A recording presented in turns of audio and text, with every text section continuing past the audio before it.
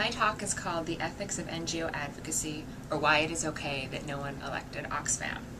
Advocacy by international anti-poverty non-governmental organizations such as Oxfam and CARE is a prominent and growing feature of global politics. You might have heard of campaigns to cancel poor countries' debts or improve access to essential medicines for people in poor countries.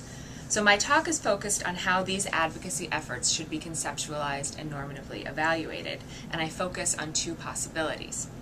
The first is that these NGOs should be viewed as non-elected representatives and evaluated based on how representative they are. The second is that they should be viewed as agents of justice and evaluated based on how well they promote some conception of justice. Now, the attraction of viewing NGOs as representatives is that doing so appears to make NGO advocacy more democratic. NGOs acting as faithful representatives of poor and marginalized people help those people to make their voices heard and have their preferences and interests taken into account by global decision makers. Viewing NGOs as agents of justice, in contrast, appears undemocratic. After all, when an NGO raises its metaphorical fist and yells, "Justice demands X," what ensures that the content of X will not be overly influenced by the NGO's own ideology, interests, or misguided good intentions, or those of their donors?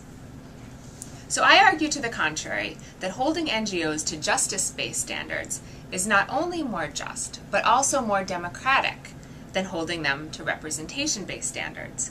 Thus, rather than view NGOs as representatives and evaluate them based on how representative they are, we should instead view them primarily as agents of justice and evaluate them based on whether they act justly themselves and promote justice on the part of other actors and institutions.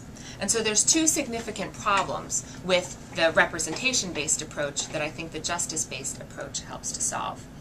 The first problem, which I call the allocation problem, is that norms of representation say nothing about how NGOs' advocacy efforts should be allocated in the first place amongst everyone who might benefit from or want advocacy from an NGO.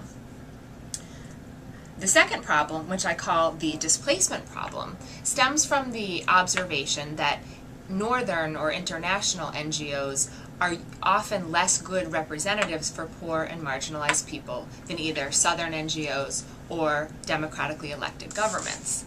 And so northern NGOs, if they only strive to be good representatives themselves, can end up displacing southern NGOs and other first best representatives. So the idea is that sometimes northern NGOs, it's better for them to step back and support other representatives rather than being good representatives themselves.